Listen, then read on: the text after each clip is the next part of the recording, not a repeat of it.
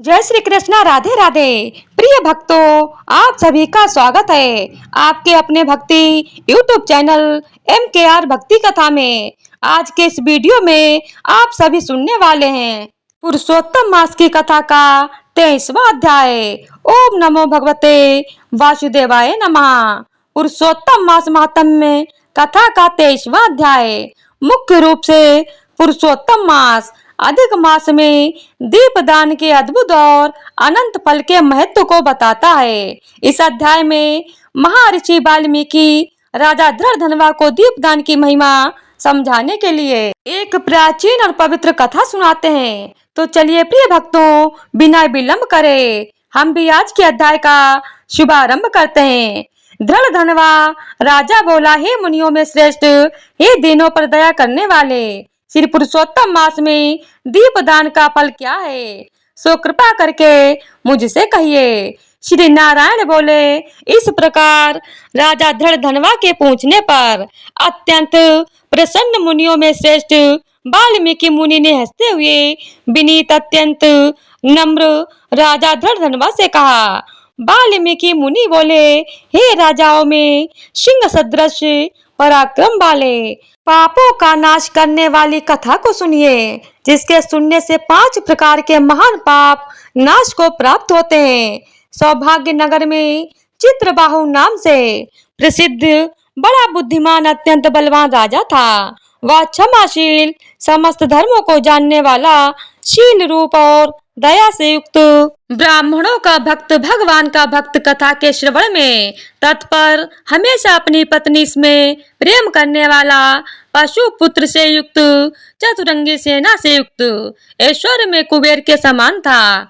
उसकी चंद्रकला नाम की स्त्री 64 कला को जानने वाली, पतिव्रता, महान भाग्यवती, भगवान की भक्ति को करने वाली रानी थी। उसके 7 युवा चित्रबाहु राजा पृथ्वी का भोग करने लगा, बिना श्री कृष्ण के दूसरे देवता को नहीं जानता था। एक दिन पृथ्वीपति राजा चित्रबाहु ने दूर से ही आए हुए मुनियों में श्रेष्ठ अगस्त्य मुनि को देखकर पृथ्वी में दंडवत प्रणाम कर उनकी विधि पूर्वक पूजा की और भक्ति से आसन देकर मुनि श्रेष्ठ के सम्मुख बैठ गया। विनय से नम्र होकर मुनि श्रेष्ठ से कहा।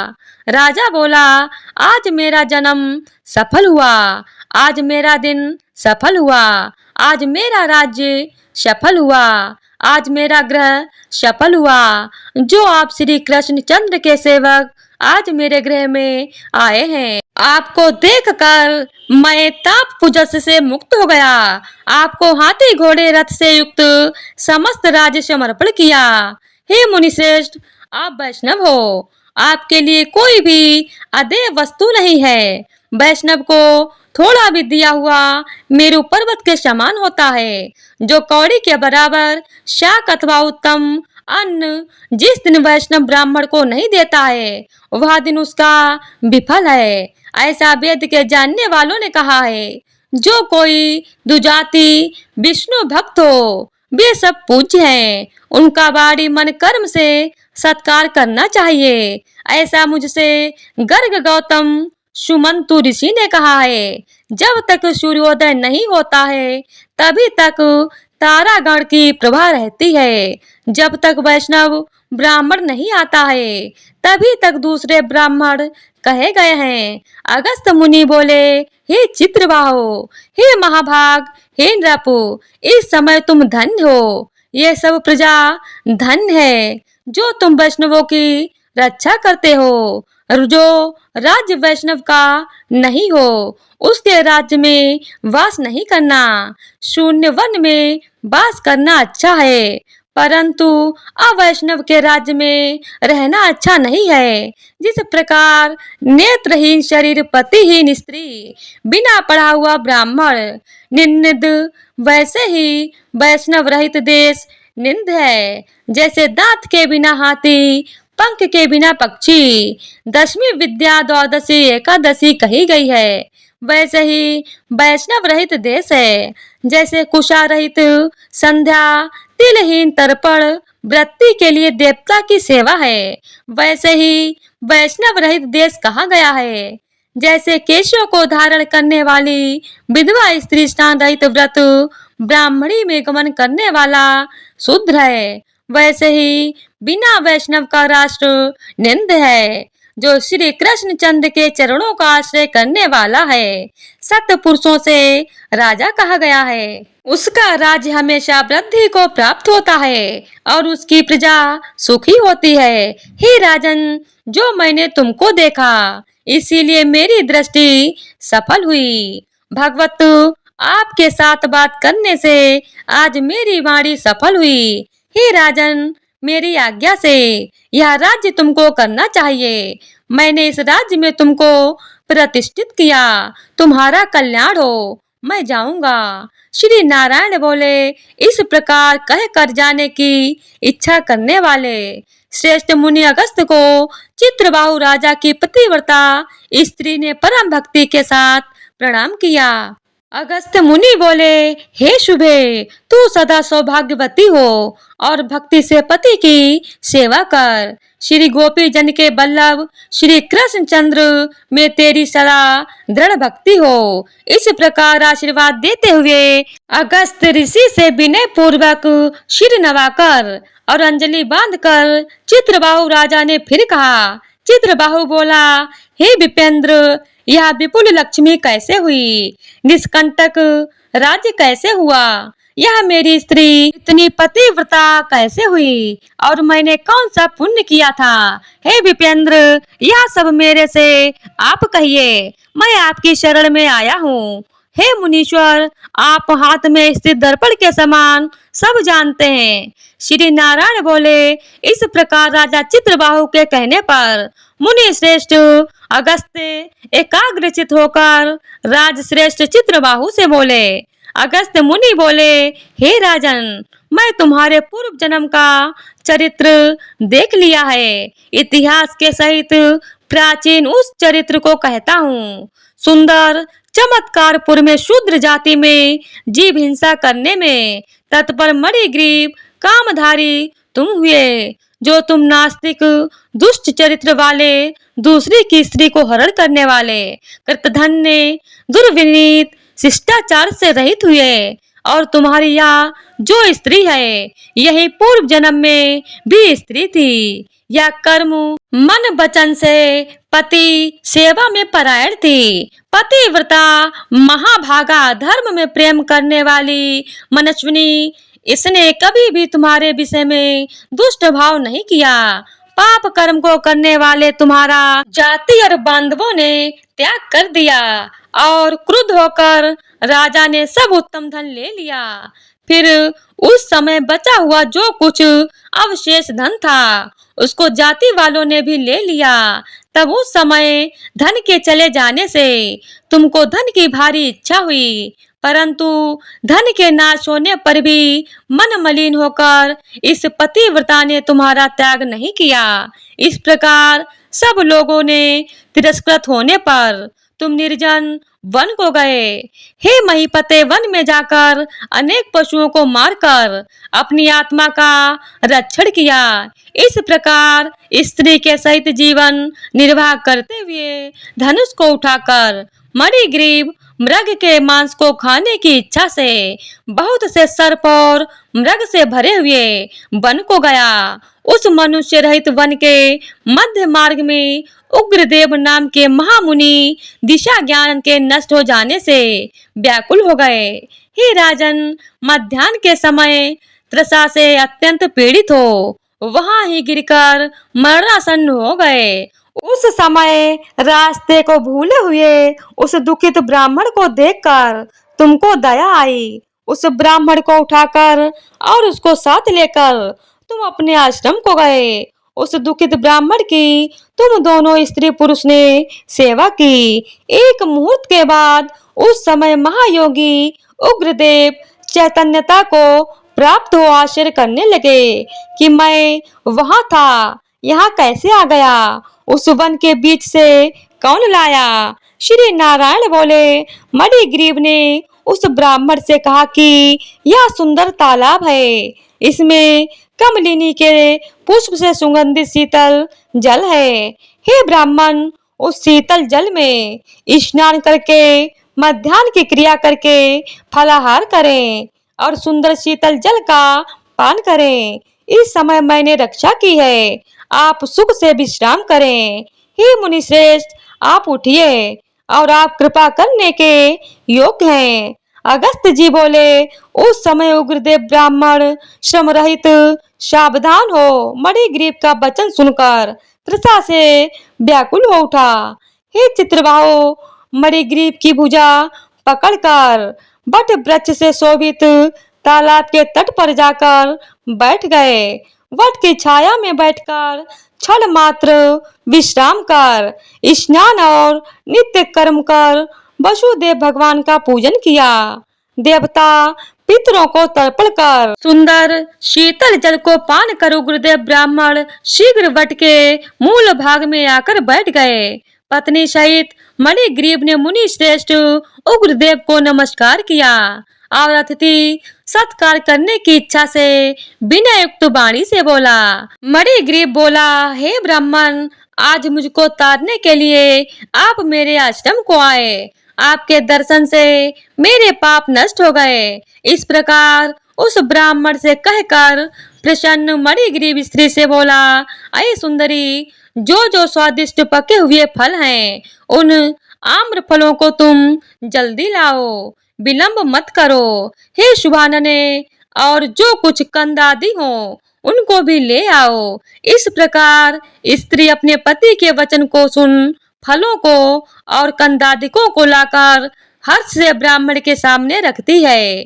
मणिग्रीव फिर मुनि श्रेष्ठ से वचन बोला कि हे ब्राह्मण, इन फलों को ग्रहण कर मुझ स्त्री पुरुष को कृतार्थ करें। उग्रदेव ब्राह्मण बोला, तुमको मैं नहीं जानता हूँ, तुम कौन हो, सो मेरे से कहो। विद्वान ब्राह्मण को चाहिए कि अपरिचित का भोजन नहीं करें। मणिग्रीव बोला, है दुज शार्दूल, मैं मणिग्रीव नाम का शूद्र जाति का 100 जनों से जाति वालों से अपने बांधवों से त्यागा हुआ हूँ। इस प्रकार शूद्र के वचन को सुनकर प्रसन्न आत्मा उग्रदेव ने फलों को खाया, बाद में जल को पिया। ब्राह्मण को सुख से बैठे देखकर मणिग्रीव उग्रदेव ब्राह्मण के पैरों को अपनी गोद में रखकर दबाता हुआ फिर वचन बोला।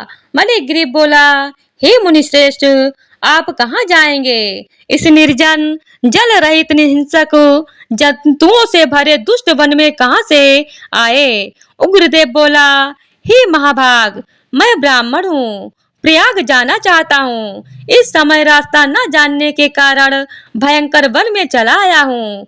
उस जगह थकावट और प्यास के कारण क्षण भर में ही मरणासन्न हो गया। बाद में तुमने मेरे प्राण को दिया है। हे मणिग्रीव, बोलो, तुमको मैं क्या दूं? हे मणिग्रीव, तुम दोनों स्त्री पुरुष ने किस दुख के कारण वन में आश्रय लिया है, उस दुख को मुझसे कहो, मैं उस दुख को दूर करूंगा। अगस्त्य मुनि बोले, इस प्रकार उग्रदेव ब्राह्मण के वचन को सुनकर अपनी स्त्री के सामने उस मुनीश्वर उग्रदेव की प्रार्थना कर दरिद्रता समुद्र को पार करने की इच्छा वाले मणिग्रीव ने अपने कर्म के भयंकर फल स्वरूप वृत्तांत को कहा। इति श्री बृहन्नारदीये पुराणे पुरुषोत्तम मास महात्म्य में 23वां अध्याय संपूर्णम। प्रिय भक्तों, अब आप सभी सुनेंगे सीता नितनेम की कथा। यह कहानी सीता माता कहती थी और श्री राम भगवान इसे सुना करते थे।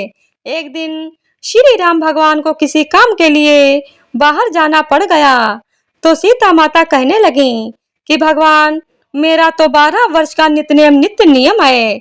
अब आप बाहर जाएंगे तो मैं अपनी कहानी किसे सुनाऊंगी?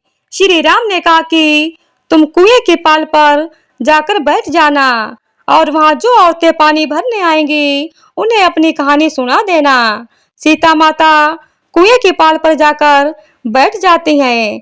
एक स्त्री आई, उसने रेशम की जरी की साड़ी पहन रखी थी और सोने का घड़ा ले रखा था। सीता माता उसे देख कहती हैं कि बहन, मेरा 12 वर्ष का नित्यनेम सुन लो। पर वह स्त्री बोली कि मैं तुम्हारा नित्यनेम सुनूंगी तो मुझे घर जाने में देर हो जाएगी और मेरी सास मुझसे लड़ेंगी। उसने कहानी नहीं सुनी और चली गई। उसकी रेशम जरी की साड़ी फट गई। सोने का घड़ा मिट्टी के घड़े में बदल गया। सास ने देखा तो पूछा कि ये किसका दोष अपने सिर लेकर आ गई हो। बहू ने कहा कि कुएं पर एक औरत बैठी थी। उसने कहानी सुनने के लिए कहा, लेकिन मैंने कहानी नहीं सुनी, जिसका फल मुझे मिला है। बहू की बात सुनकर अगले दिन वही साड़ी और घड़ा लेकर सास कुएं की पाल पर गई। सास को वही माता सीता बैठी मिली। तो माता सीता ने कहा कि बहन, मेरी कहानी सुन लीजिए। सास बोली कि एक बार छोड़, मैं तो 4 बार कहानी सुन लूंगी। सीता माता ने कहानी कहना शुरू किया। राम आए, लक्ष्मण आए, देश के पुजारी आए, नित नेम का नेम लाए, आओ राम बैठो राम, तपी रसोई जियो राम, माखन मिश्री खाओ राम, दूध बतासा पियो राम, सूत के पलका मोठो राम, साल दुसाला पोठो राम, साल दुसाला ओढ़ो राम, जब बोलूं जब राम ही राम, राम सवारे सबके काम, खाली घर भंडार भरेंगे, सबका बेड़ा पार करेंगे, जय सिया राम, जय जय सिया राम। सास बोली कि बहन, कहानी तो बहुत अच्छी लगी। कहानी सुनकर सास घर चली गई और उसकी साड़ी फिर से रेशम जरी की बन गई। मिट्टी के घड़ा सोने के घड़े में बदल गया। बहू कहने लगी, सासू माँ, आपने ये सब कैसे किया। सास ने कहा कि बहू, तो दोष लगा के आई थी और मैं अब दोष उतार कर आ रही हूँ। फिर बहू ने पूछा कि वह कुएं वाली स्त्री कौन है। सास बोली कि वे माता सीता थीं।